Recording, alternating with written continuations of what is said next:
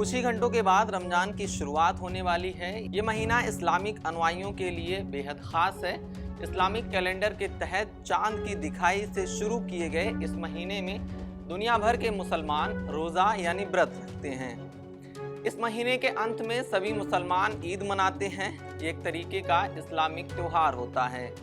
कुल मिलाकर दुनिया भर के मुसलमानों के लिए इस्लाम के अनुसार रमज़ान का पाक महीना खुशी का सबब बनता है।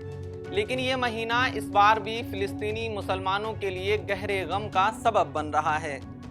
इस बार भी यरूशलेम में रहने वाले मुसलमान डर के साए में जी रहे हैं। दुनिया के नक्शे में मध्य पूर्व की बेबाक रिपोर्टिंग करने वाले समाचार चैनल अल जजीरा की एक रिपोर्ट के मुताबिक इजराइल के कब्जे वाले यरूशलेम में रहने वाले फिलिस्तीनी मुसलमान इस बार भी अपने रमज़ान के पाक महीने में अपने घरों को सजाने और खुशियां मनाने की हिम्मत नहीं जुटा पा रहे हैं। ऐसा क्यों हो रहा है, ये सवाल बहुत गहरा है, जिसके बारे में हम आपको विस्तार से बताते हैं। दरअसल यरूशलेम में रहने वाले फिलिस्तीनी मुसलमानों के गमगीन होने की कहानी के कई कारण हैं। इस बार सबसे पहला कारण है लगभग 76 किलोमीटर दूर गजा पट्टी में चल रही इजराइल हमास की मानवता के खिलाफ विनाशकारी जंग। गौरतलब है कि बीते 7 अक्टूबर 2023 को हरकत अल मुकावामा अल इस्लामिया यानी हमास, ये फिलिस्तीनी सुन्नी मुसलमानों की एक आतंकवादी संस्था है, जिसे कई देश आतंकवादी मानते हैं तो कई देश नहीं मानते हैं। खैर, इस दिन हमास के लड़ाकों ने अचानक से इजराइल के किबुत्ज रीमा में नोवा म्यूजिक फेस्टिवल मना रहे निहत्थे इजरायलियों पर अंधाधुंध हमला करना शुरू कर दिया था।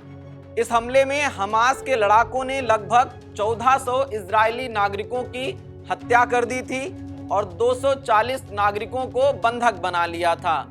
यहाँ पर एक बात और बताना जरूरी है कि जिस गजा पट्टी में अभी इजराइल ने हाहाकार मचा रखी है, उस गजा पट्टी पर हमास की ही सरकार हुआ करती थी, जबकि पूरे फिलिस्तीन देश पर पैलेस्टीनियन नेशनल अथॉरिटी का शासन है।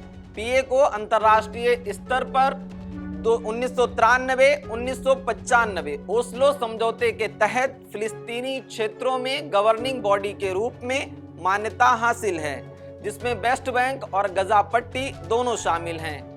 हमास को जड़ से खत्म करने की अपनी कसम के अनुसार इजरायली प्रधानमंत्री बेंजामिन नेतन्याहू की हिंसक कार्यवाही अभी भी गजा पट्टी में लगातार जारी है। इस युद्ध में अब तक 31,045 फिलिस्तीनी नागरिक मारे जा चुके हैं और 72,654 घायल हुए हैं, जिनमें सैकड़ों निर्दोष महिलाएं, हजारों मासूम बच्चे शामिल हैं। सभी को इस बात की जानकारी है कि मुसलमानों का पाक महीना मध्य पूर्व में शुरू हो चुका है। इजराइल की हिंसक कार्रवाई की वजह से पहले से ही फिलिस्तीनी नागरिक एक एक निवाले को, एक एक बूंद को तरस रहे थे। ऐसे में अब वहां रमजान भी शुरू हो चुके हैं। बता दें कि फिलिस्तीन शरणार्थियों के लिए संयुक्त राहत और कार्य एजेंसी UNRWA के प्रमुख का कहना है कि गजा पट्टी में बहुत तेजी से फिलिस्तीनी नागरिक भूख से मर रहे हैं। बीते दिन ही उत्तरी गजा में 2 और फिलिस्तीनियों की भूख से मौत हो गई थी।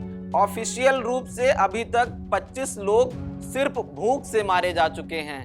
इजरायली सेना ने रमजान शुरू होते ही गजा पट्टी पर हमले और तेज कर दिए हैं, जिससे दक्षिणी गजा में नुसीरत शरणार्थी शिविर और अल मवासी क्षेत्र में महिलाओं और बच्चों सहित कम से कम 15 लोग मारे गए हैं। इधर यरूशलेम के फिलिस्तीनी नागरिक युद्ध विराम की दुआएं कर रहे हैं, क्योंकि उनके हाथ में इससे ज्यादा और कुछ भी नहीं है। यरूशलेम के मुसलमान इसलिए भी युद्ध विराम के पक्षधर हैं, क्योंकि उन्हें लग रहा है कि इजरायली सेना गजा पट्टी में तो आतंक मचाए ही हुए हैं, कहीं यहाँ पर हर बार से ज्यादा आतंक ना मचा दे। बता दें कि रमजान के महीने में इजरायली सेना और यरूशलेम में बाहर से आकर बसे लोग मस्जिद अल अक्सा पर अपने हमले और तेज कर देते हैं। वैसे तो वो साल भर हमले मस्जिद अल अक्सा पर करते ही रहते हैं। इजरायली सेना और यरूशलेम में बाहर से आकर बसे लोग मस्जिद अल अक्सा पर हमला करते हैं तो वहीं दूसरी तरफ फिलिस्तीनी मुसलमान अपनी जान की बाजी लगाकर अपनी मस्जिद अल अक्सा की हिफाजत करते हैं। बता दें कि मस्जिद अल अक्सा यरूशलेम, जिसे मुसलमान अल कुद्स कहते हैं, इस जगह या मस्जिद इस्लाम धर्म में मक्का और मदीना के बाद तीसरा सबसे पवित्र स्थल है। मस्जिद अल अक्सा के लिए लड़ाई का भी अपना एक बड़ा और पुराना इतिहास है। आपको याद होगा कि पिछले साल फिलिस्तीनी मुसलमानों ने इजरायली सेना को मस्जिद अल अक्सा में आने से रोकने के लिए मस्जिद के बाहर बैरिकेड्स लगा रखे थे। ये घटना रमजान के आखिरी 10 दिनों में हुई थी, जब मुसलमान एतिकाफ पर बैठते हैं, यानी मस्जिद में बैठकर दिन रात इबादत में गुजारते हैं। फिलिस्तीनियों की तमाम कोशिशों के बावजूद इजरायली सेना ने मस्जिद अल अक्सा में घुसपैठ की थी और इबादत कर रहे फिलिस्तीनी मुसलमानों पर स्टन ग्रेनेड और आंसू गैस का इस्तेमाल किया था। इस दिन की कई ऐसी तस्वीरें भी सामने निकल कर आई थी, जिनमें देखा जा सकता है कि मस्जिद अल अक्सा में बुरी तरह से तोड़फोड़ की गई है। कुछ तस्वीरों में ये भी देखने को मिला कि इजरायली सैनिकों ने फिलिस्तीनियों के हाथ पैर बांधकर उन्हें मस्जिद अल अक्सा के भीतर ही कैद कर रखा था। इस घटना में इजरायली सैनिकों ने लगभग 450 फिलिस्तीनियों को कैद किया था।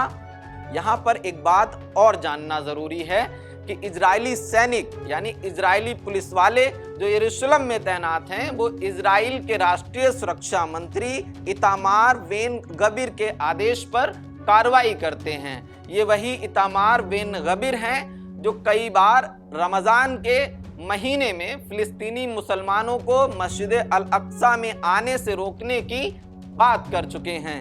मस्जिद अल अक्सा से जुड़े फैसले लेने वाले अधिकारियों ने इतामार बेन गवीर के सुझावों पर अभी तक गौर नहीं किया है।